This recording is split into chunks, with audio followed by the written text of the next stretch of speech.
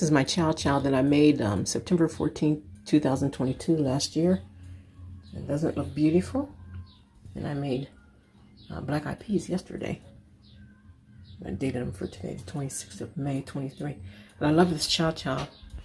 And I have it, I left it in big chunks, so whenever you use it, you use an immersion blender and blend it, put it on hot dogs, hamburgers, whatever you want. God is good. Thanks for watching. Just giving you a glimpse of my chow chow that I made September 14, 2022. And I put it on a hot dog. There's my chow chow.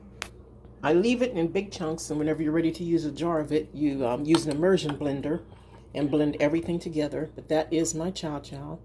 And it's a relish, homemade relish. And you use all of the vegetables left from your garden for the year. And it is awesome, folks. Thanks for watching. God bless.